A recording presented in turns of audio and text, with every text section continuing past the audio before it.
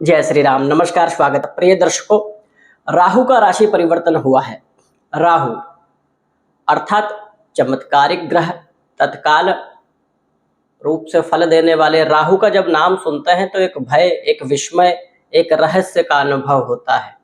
राहु का राशि परिवर्तन बहुत ही महत्वपूर्ण है क्योंकि राहु, शनि, देवगुरु, बृहस्पति ये ग्रह अमूमन कई समय बाद परिवर्तन करते हैं। जैसे चंद्रमा तो 2.25 दिन में परिवर्तित हो जाते हैं, सूर्य का परिवर्तन भी जल्दी ही हो जाता है, लगभग 1 माह में। बुध का परिवर्तन 20-25 दिनों के अंदर हो जाता है, परंतु राहु, केतु, शनिदेव, देवगुरु, बृहस्पति इन ग्रहों का परिवर्तन विलंब में होता है, इसीलिए महापरिवर्तन है।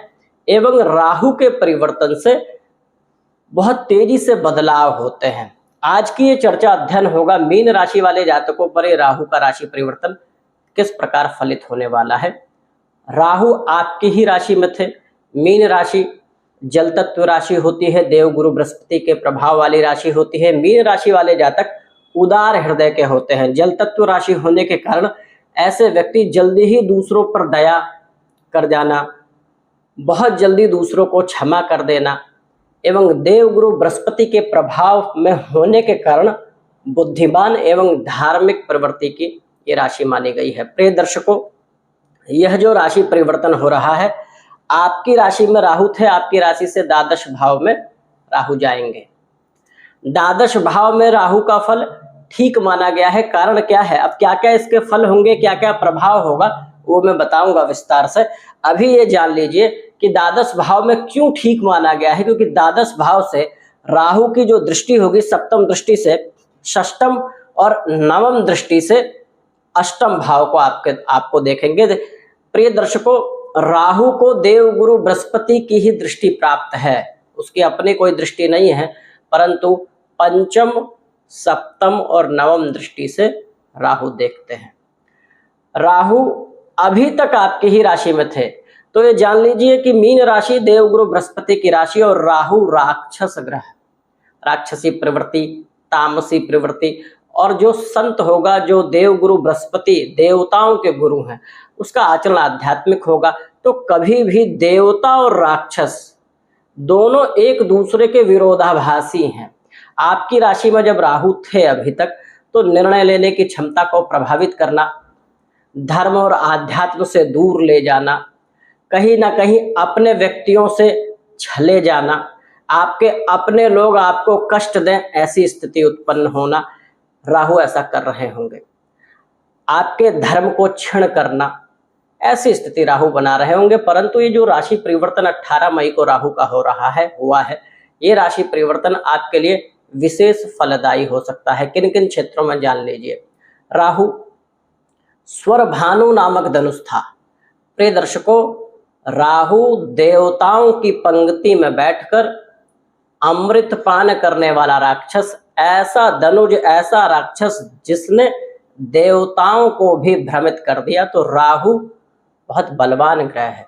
ये राहु का राशि परिवर्तन मीन राशि वालों के लिए विशेष लाभदायी है और अच्छा फल देगा। कई मायनों में अच्छा है, लेकिन कुछ स्थितियां सतर्कता और सावधानी की भी हैं, वो भी मैं बताऊंगा क्या है।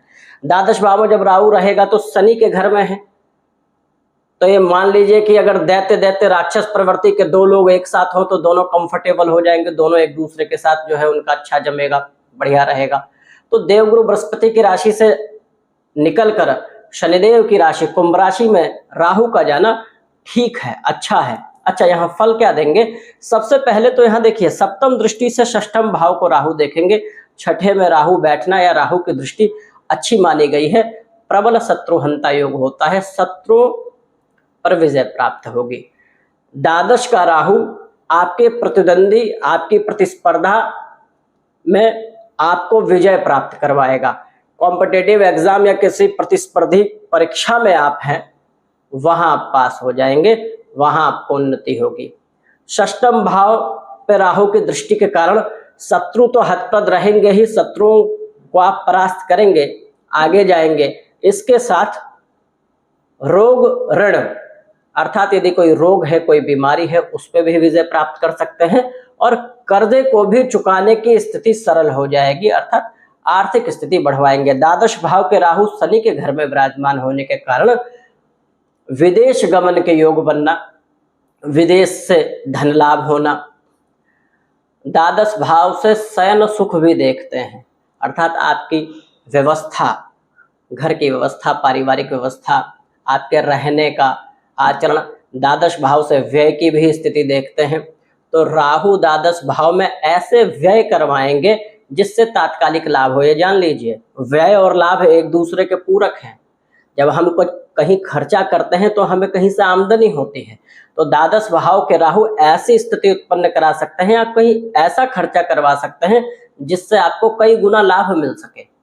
द्वादश भाव में राहु जाने से इन्वेस्टमेंट से अच्छे रिवर्ट मिलते हैं, अर्थात जहां आप धन लगाते हैं वहां अच्छे रिटर्न मिलने के चांसेस होते हैं।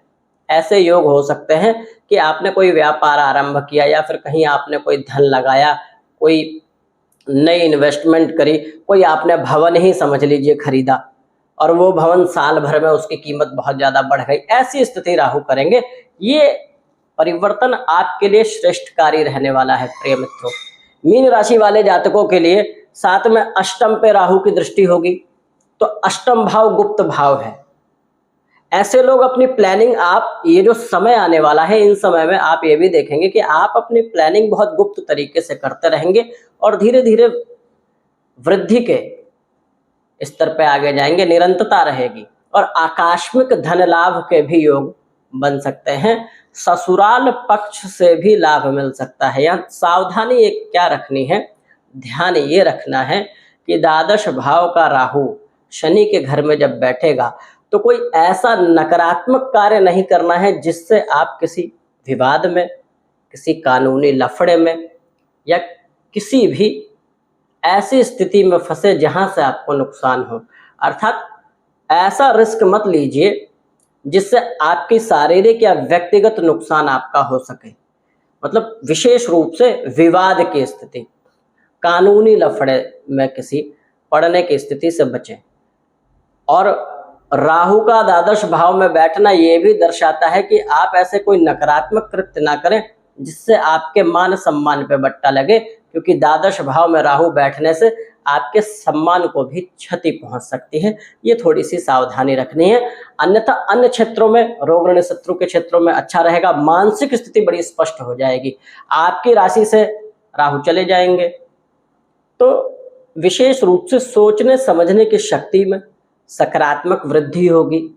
माइंडसेट आपका सकारात्मक होगा, पॉजिटिव सोचेंगे, आध्यात्मिक रहेंगे, धर्म कर्म में मन लगेगा एवं धार्मिक रहने वाले हैं इस राहु के परिवर्तन से। साथ में जो भ्रम की स्थिति बनी रहती थी, जो आप डबल माइंडेड रहते थे, या ऐसा भी होगा कि आपके कुछ ऐसे लोग, अपने लोग आपका शोषण या लाभ लेके आपको छोड़ जाते होंगे, चले जाते होंगे, ऐसी स्थिति से भी बचाव होने के पूर्ण योग हैं। ये राहु का राशि परिवर्तन आपके लिए अच्छा है। उपाय क्या करना चाहिए आपको? राहु का राशि परिवर्तन हुआ है, आपके लिए कल्याणकारी है, लेकिन ये और सकारात्मक हो जाए, आपके और पक्ष में हो जाए, इसके लिए आप मां सरस्वती की आराधना प्रतिदिन करें। संभव हो प्रतिदिन करें ही करें। यदि नहीं हो पाता तो शुक्रवार को अवश्य मां सरस्वती जी के किसी मंत्र का जप करना या उनको सफेद पुष्प अर्पित करना, ये करें। साथ में अब राहु के बीज मंत्र का या राहु के वैदिक मंत्र का जाप कर सकते हैं। राहु का बीज मंत्र बड़ा सरल है, पता होगा। राहु का वैदिक मंत्र है अर्धकायम महावीर्यम चंद्रादित्य विमर्दनम सिंहिका गर्भ शंभूतम त्वम राहु प्रणमामयम। इस मंत्र का आप प्रतिदिन जाप कर सकते हैं। जितनी ज्यादा संख्या में करेंगे अच्छा है, लेकिन समय का यदि अभाव हो तो कम से कम 27 बार ये प्रतिदिन जप करें। प्रिय दर्शकों, ये राहु का राशि परिवर्तन आपके लिए कल्याणकारी हो, ऐसी प्रभु श्री राम से कामना है। ये हमारा आध्यात्मिक ज्योतिषीय चैनल है। प्रिय दर्शकों, आप हमारे चैनल को सब्सक्राइब करें, वीडियो अच्छी लगती हो तो लाइक करें एवं शेयर करें। अभी के लिए धन्यवाद।